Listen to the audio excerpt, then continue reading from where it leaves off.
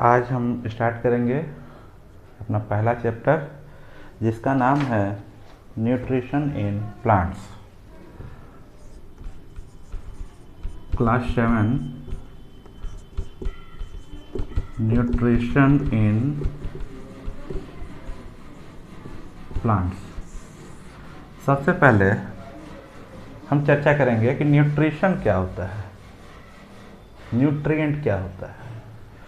तो आप लोग जानते हैं किसी भी लिविंग थिंग्स को जीवित रहने के लिए उसे एनर्जी की ज़रूरत होती है ताकि वह अपना काम सुचारू रूप से कर सके, एक जगह से दूसरी जगह जा सके या फिर दौड़ सके, अपनी ग्रोथ कर सके। इन सब के लिए एनर्जी की ज़रूरत होती है। तो फूड लेता है वो, इसके लिए खाना खाता है तभी तो एनर्जी मिलती है। जब वो खाना खाता है तो खाने में ऐसी क्या चीज़ें होती है जिससे उसको एनर्जी मिलती है। तो आइए समझते हैं उसको। जैसे सबसे पहले हम चर्चा करेंगे न्यूट्रिएंट्स। अगर एक लाइन में न्यूट्रिएंट्स को डिफाइन किया जाए तो न्यूट्रिएंट्स होता है, nutrients is the component of food. आप बोलेंगे कंपोनेंट ऑफ फूड क्या होता है? Nutrients that is component of food. अब आप जब भोजन लेते हैं तो आपको एनर्जी मिलती है। एनर्जी किस चीज़ से मिलती है? तो आंसर आएगा कार्बोहाइड्रेट से। तो कार्बोहाइड्रेट जो हुआ वो कंपोनेंट ऑफ फूड हुआ।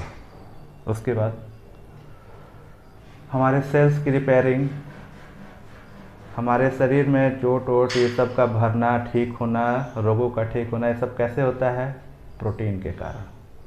तो प्रोटीन क्या है? Component of food. तो carbohydrates, protein, fat, vitamin,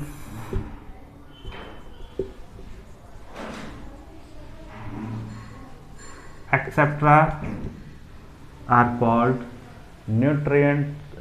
components of food. ये हो गया कंपोनेंट्स ऑफ फूड। तो ये जो ऑल कंपोनेंट्स ऑफ फूड है इनको टुगेदर हम कहते हैं न्यूट्रिएंट्स। न्यूट्रिएंट्स हो गया। अब इसके बाद जब इस न्यूट्रिएंट्स को फूड के रूप में हम अपने शरीर में लेते हैं और शरीर उसका यूटिलाइजेशन करता है, मतलब अलग अलग उसका उपयोग करता है, उसको हम कहते हैं न्यूट्रिशन। तो the utilization of nutrients in our body as a food is called nutrition. तो न्यूट्रिशन होता है, इसको हिंदी में पोषण कहते हैं। जैसे कहते हैं ना कि इस पौधे को बहुत अच्छा पोषण मिला है। तो पोषण मिलने का मतलब है कि उसमें ये सभी जो कंपोनेंट है बहुत अच्छे से उसको मिले हैं और वो अलग अलग, मतलब कोई पौधे को बढ़ाने का काम किया है, कोई उसको मोटाई देने का काम किया है, कोई फल बहुत जल्दी लाने का काम किया है। तो ये सभी मिला के क्या कहलाएंगे? न्यूट्रिशन। तो इस प्रकार हम लोग समझे कंपोनेंट ऑफ फूड, न्यूट्रिएंट्स और न्यूट्रिशन।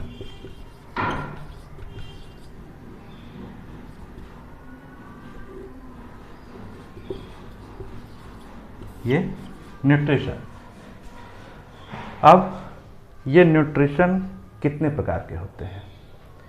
तो ये न्यूट्रिशन जो होता है वह दो प्रकार का होता है। पहला होता है autotrophic, autotrophic mode of nutrition, और दूसरा होता है हेट्रोट्रोपिक मोड ऑफ न्यूट्रिशन। तो ये न्यूट्रिशन कितने प्रकार का होता है? पहला होता है ऑटोट्रोपिक मोड ऑफ न्यूट्रिशन और दूसरा होता है हेट्रोट्रोपिक मोड ऑफ न्यूट्रिशन। तो सबसे पहले समझते हैं ऑटोट्रोपिक क्या होता है। तो ऑटोट्रोपिक मोड ऑफ न्यूट्रिशन उस न्यूट्रिशन को कहते हैं ऐसे ऑर्गेनिज्म या कंपोनेंट्स, ऐसे ऑर्गेनिज्म या लिविंग थिंग्स जो अपना फूड खुद प्रिपेयर करते हैं, उनको कहते हैं ऑटोट्रॉपिक मोड ऑफ न्यूट्रिशन। अपना फूड खुद प्रिपेयर करने का मतलब होता है कि जैसे वो अनाज वगैरह, फ्रूट्स, ये सब अपने से बनाते हैं। हम लोग चाह के भी फल फूल नहीं बना सकते, उसको प्लांट द्वारा ही प्राप्त करते हैं। तो इसलिए प्लांट जो है वो ऑटोट्रॉप्स कहलाता है और उसका न्यूट्रिशन जो होता है वो ऑटोट्रॉपिक न्यूट्रिशन कहलाता है। अब ये जो ऑटोट्रॉपिक न्यूट्रिशन है, इस पे हम लोग डायरेक्टली या इनडायरेक्टली सभी ऑर्गेनिज्म डिपेंड करते हैं। तो डिपेंड करते हैं, इसलिए वो न्यूट्रिशन जो ऑटोट्रॉपिक न्यूट्रिशन पे डिपेंड करता है उसको कहते हैं हेटेरोट्रॉपिक न्यूट्रिशन। सिंपल रूप से इसे ऐसे समझा जा सकता है कि जो अपना फूड खुद प्रिपेयर करते हैं लिविंग थिंग्स, वो होते हैं ऑटोट्रॉप्स और उनका न्यूट्रिशन कहलाता है ऑटोट्रॉपिक न्यूट्रिशन। और जो लिविंग थिंग्स ऑटोट्रॉप्स पे डिपेंड करते हैं उनको कहा जाता है हेटेरोट्रॉप्स और उनके न्यूट्रिशन को कहते हैं हेटेरोट्रॉपिक न्यूट्रिशन। तो दो प्रकार के न्यूट्रिशन समझ लिए आप लोग। अब ये ऑटोट्रॉपिक जो न्यूट्रिशन होता है ये पेड़ पौधों में, आखिर पेड़ पौधे कैसे तैयार करते हैं अपना फूड जिससे कि वह ऑटोट्रॉप्स यानी कि स्वपोषी कहलाता है, खुद का पोषण प्राप्त करने वाला। तो ऑटोट्रॉप्स को देखें,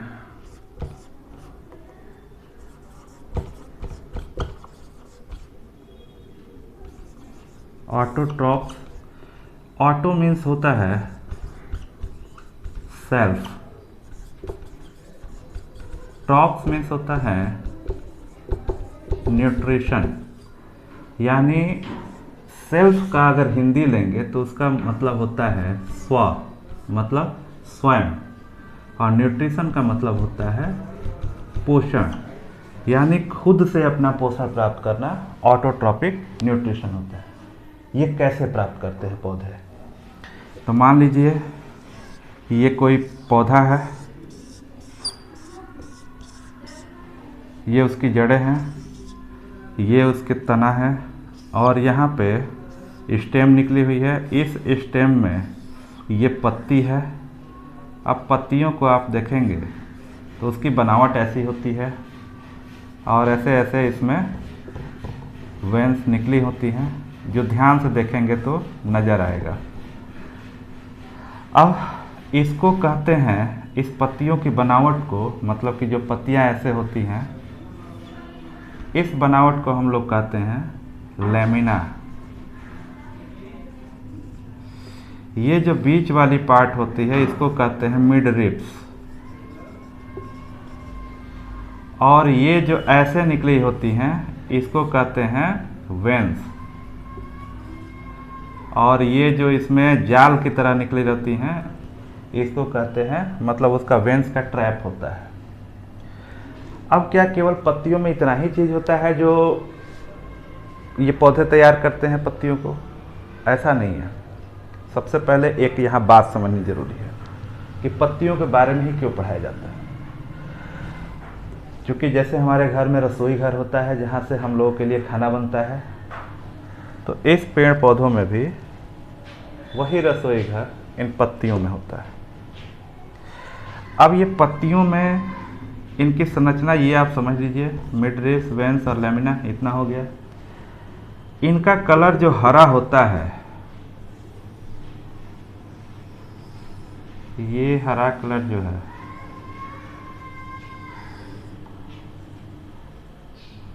वो इस तरह की स्ट्रक्चर से जुड़ा होता है। ये स्ट्रक्चर इस पूरे पत्तियों में ऐसे पाया जाता है।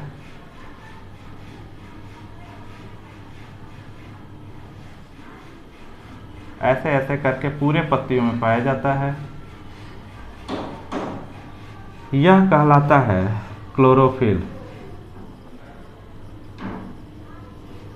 इस क्लोरोफिल के कारण पत्तियों का रंग हरा होता है। अब इस क्लोरोफिल में उसके उसके बाद जो संरचना पाई जाती है और जो सबसे महत्वपूर्ण पार्ट है वो है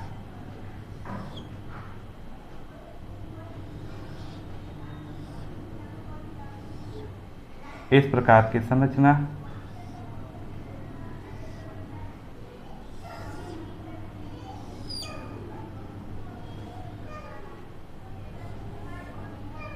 इस प्रकार की संरचना ये होता है। यहाँ पे ये क्लोरोफिल और क्लोरोफिल के बीच में ये जो पार्ट देख रहे हैं इसको कहते हैं स्टोमेटा। स्टोमेटा का वर्क होता है गैसों का आदान प्रदान करना, मतलब ऑक्सीजन को निकालना, कार्बन डाइऑक्साइड को अंदर लेना, वो इसी के द्वारा होता है। प्लस जब पौधों में बहुत ज़्यादा पानी इकट्ठा हो जाता है, एक्स्ट्रा वाटर, उसको इसी के द्वारा बाहर निकालना। जैसा सुबह सुबह आप पत्तियों को छुएंगे तो गीला महसूस होता है, वह गीला क्यों होता है? पानी कहाँ से आ जाता है उसमें? तो जो पत्तियों के अंदर पानी गया रहता है वह पानी इसी के द्वारा एटमॉस्फेयर में रिलीज किया जाता है। जो पत्तियों की सतह पर आता है वहाँ से भाप बन के एटमॉस्फेयर में जाता है, तो यह स्टोमेटा होता है। ये समझ में आ गया? अब ये रूट्स क्या करते हैं कि ये नीचे से मिनरल्स और वाटर, यह जो है जाइलम के द्वारा पहुंचाते हैं। जाइलम के द्वारा, जाइलम एक पाइप जैसी संरचना होती है जो पौधे के तने में पाई जाती है और पत्तियों में भी पाई जाती है। यह जाइलम द्वारा यह सब चीज़ जो है वाटर के रूप में, वाटर में मिनरल भी भरा होता है, ये उसके रूप में पत्तियों में गया। अब पत्तियों में हरा रंग होता है क्लोरोफिल के कारण, तो क्लोरोफिल क्या किया कि सनलाइट को हरे रंग के कारण एब्जॉर्ब कर लिया, मतलब अंदर खींच लिया। अब ये सनलाइट, जैसे हम लोगों को खाना बनाने के लिए आग की ज़रूरत पड़ती है, वैसे ये सनलाइट वही आग का काम करता है। उसके बाद ये मिनरल्स और वाटर इसमें गया रहता है, तो मिनरल्स प्लस वाटर यह जो है जब पत्तियों में गया रहता है तो सनलाइट और क्लोरोफिल के कारण इसमें एक केमिकल रिएक्शन होता है। वो केमिकल रिएक्शन होता है तो इस चीज़ों को मिला के वह जो है कार्बोहाइड्रेट बनाता है। कार्बोहाइड्रेट बनता है। उसके बाद इसमें से ऑक्सीजन गैस निकलती है। जैसे खाना बनाते समय भाप निकलता है, वैसे इसमें से ऑक्सीजन गैस निकलती है। इन पत्तियों में CO2 जो है इसी स्टोमेटा के जरिए खींच लिया जाता है। वह भी यहाँ पे carbon dioxide, minerals plus water, ये मिल के सनलाइट और क्लोरोफिल की उपस्थिति में कार्बोहाइड्रेट तैयार करते हैं। उसमें से ऑक्सीजन बाहर निकलता है और वाटर बाहर निकलता है। अब यही कार्बोहाइड्रेट यहाँ पे भोजन के रूप में रहता है। यह भोजन, जैसे हम लोग भी कार्बोहाइड्रेट लेते हैं जिससे कि हम लोग को एनर्जी मिलती है, तो यह कार्बोहाइड्रेट जो भोजन के रूप में यहाँ उपस्थित रहता है, यह तुरंत पौधे के प्रत्येक भाग में एक और पाइप जैसी संरचना होती है, उसको कहते हैं फ्लोएम। उसको कहते हैं PHLOEM, फ्लोएम। उसे कहते हैं फ्लोएम। तो फ्लोएम द्वारा चारों ओर पहुंचाया जाता है। अब बाकी जो बचा खाना होता है कार्बोहाइड्रेट, अब उसको सुरक्षित रखना है ताकि अन्य समय में काम आए।